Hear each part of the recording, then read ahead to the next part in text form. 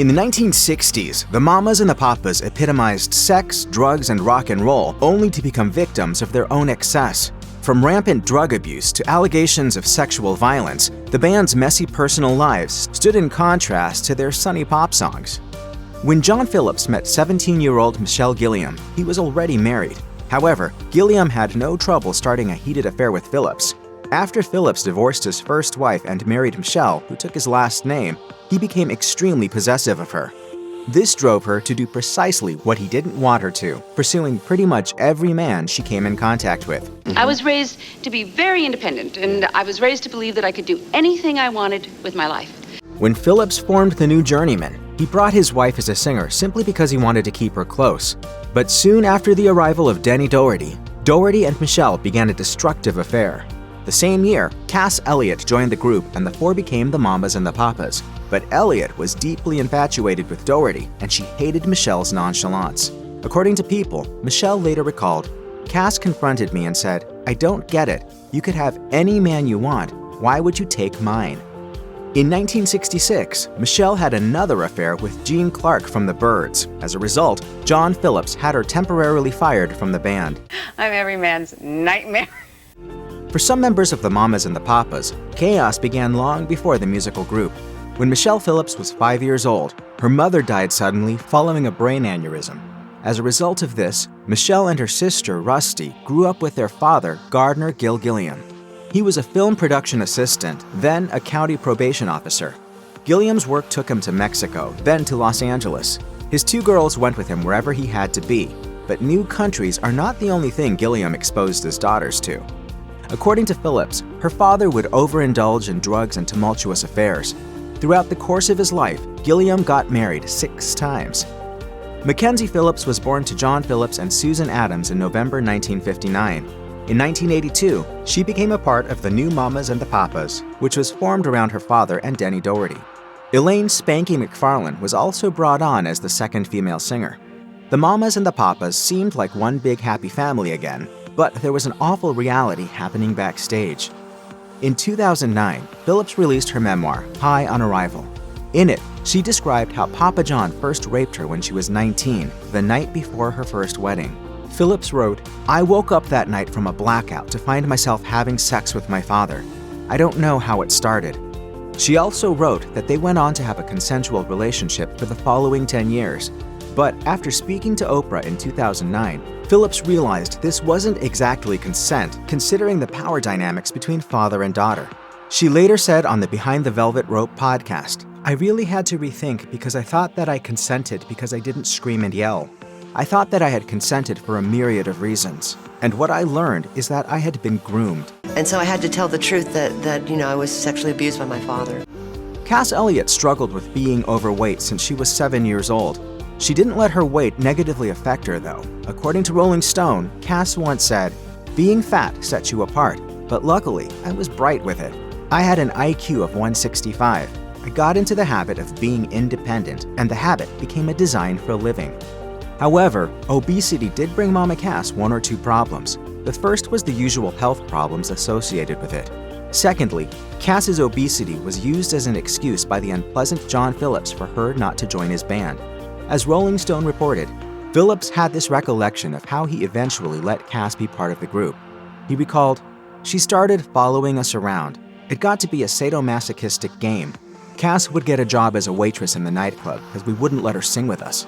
She'd rehearse with us, and then we'd say, 'Okay, Cass, serve some drinks, we're going on stage.'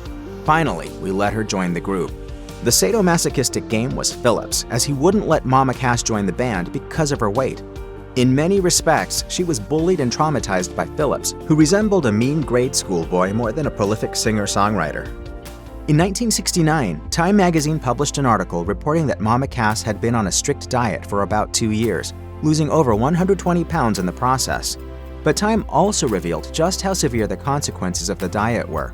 Elliot joked that the diet cost her about $2,000 a pound, seeing as she was in and out of hospitals. As a result of her diet, Cass also had to cancel $250,000 worth of shows as she simply couldn't attend. But this didn't stop her from dieting. In fact, Cass followed the same strict schedule that involved 4 days a week of no food. In July 1974, Mama Cass was at the peak of her career. She had just completed a very successful solo tour in London, and according to Ultimate Classic Rock, producer Lou Adler said of her, she felt she was opening a new career. She'd finally got together an act she felt good doing. Tragically, Elliott would die from a heart attack on July 29th. Through a sad irony, the very diet meant to save her life might have partly caused her death. John Phillips was addicted to amphetamines, speed, and virtually every upper available. He would thus work for 40 hours on end and would drag his bandmates into his utterly exhausting schedule too. The Telegraph also paints Phillips as an adrenaline addict with a propensity to take everyone around him in his downward spiral. The band suffered at Phillips' hands, but the three musicians were not his only victims. Following the Mamas and the Papas breakup, he became addicted to cocaine and heroin, and even managed to get his children addicted to heavy drugs. His children from his first marriage, Mackenzie and Jeffrey, became addicted to cocaine by the ages of 13 and 14. Mackenzie recalled to People, "I was allowed to go to school on acid if I wanted, and Dad signed papers on which I'd write excuses. I never dared write, 'Please excuse Laura from school,' as everyone is just too f***ed up." As for Phillips' other children, one day Michelle knocked on his door and literally took his son Tamerlane from a room filled with needles and blood. As producer Lou Adler explained to Vanity Fair, John was the ultimate controller, but as much as he liked to build up, he also tore down, including himself. In 2001, Phillips died of heart failure. After the Mamas and the Papas broke up, Michelle pursued a career in acting. But as Vanity Fair reports, she also became a sort of femme fatale, dating Jack Nicholson, Warren Beatty, and Dennis Hopper in the process. However, when it came to Hopper, things took a dark turn. Phillips made her film debut in Hopper's The Last Movie. When she met him, she became infatuated with him for all the wrong reasons. According to Far Out, Michelle said this about her attraction to Hopper: "This Florence Nightingale instinct, and just for the record, girls, it doesn't work. I didn't know what I was doing." On October 31st, 1970, they got married, and 8 days later, they got divorced. Far Out cited a number of reasons their marriage ended so quickly, including Hopper being too high to recognize Phillips and trying to handcuff her because he thought she was a witch. According to Far Out, Phillips recalled, "My father dragged me into his attorney's office and said, 'Men like that never change. File for divorce now. It'll be embarrassing for a few weeks, then it will be over.'" As noted by Far Out, Phillips described her very short marriage in one word: excruciating. In 2009, Mackenzie Phillips appeared on TV as she spoke to Oprah about her memoir, High on Arrival. Of course, this is where she made very serious allegations about her father. It was on the Oprah Winfrey Show that Phillips read this very disturbing excerpt. "Your father is supposed to protect you. Your father is supposed to protect you, not you." Needless to say, this interview triggered quite a lot of mixed reactions. For example, Michelle Phillips was adamant her ex-husband couldn't do such a heinous thing. Her daughter, China, meanwhile, admitted she knew about the incest as early as 1997. When she spoke to Oprah again, Mackenzie said she regretted not doing her homework before publishing her memoir and going public with the information. More precisely, she regretted not preparing herself for losing her family. I guess I was a little naive. I felt like they would love me no matter what. In her more recent memoir, Hopeful Healing, Essays on Managing Recovery and Surviving Addiction, Mackenzie describes being disinvited from a party by one of her relatives, writing, "Another family member was angered that I might attend, and I was told she was just not willing to forgive me yet. She wouldn't forgive me for abuses perpetrated against me as a child, or for exposing those abuses perhaps." The Mamas and the Papas were the true epitome of sex, drugs, and rock and roll in the 1960s. Countless articles written about the Mamas and the Papas describe the absolute excess of illegal substances they were taking. One interviewer summed it up perfectly, saying in The Atlantic, "Before they hit the big time, the group dropped acid, smoked dope, and drank. After they hit the big time, the group dropped acid, smoked dope, and drank." You know, a guitar in one hand and a joint in another. I mean, it's just, it just has always been that way. And it wasn't just John Phillips that overindulged in uppers and alcohol. Doherty admitted to the New York Times, "The first thing I did in the morning and the last thing I did at night was have a blast of rum." Michelle Phillips also spoke to People about the Mamas and the Papas days, saying, "We never went into the studio without a case of Crown Royal and a bag of pot." So, given all the drug and alcohol use, it's not difficult to see why the relationships between the mamas and the papas were slowly destroyed.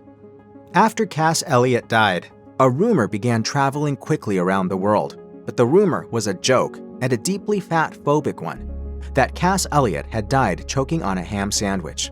Elliot's friend Sue Cameron recalled how this started, telling people, her manager, Alan Carr, was hysterical. Alan said, "You've got to tell them that she died choking on a ham sandwich. You must go to your typewriter and write that. There's a half of a ham sandwich on her nightstand." It still hurts me to my bones to hear that story. This mean rumor only came as a tragic end to a tragic life, where Elliot was consistently body-shamed and pegged the fat one of the group. Elliot's autopsy revealed a heart attack as the cause of death. It was also reported that the heart attack was the result of extreme dieting combined with long-term drug abuse.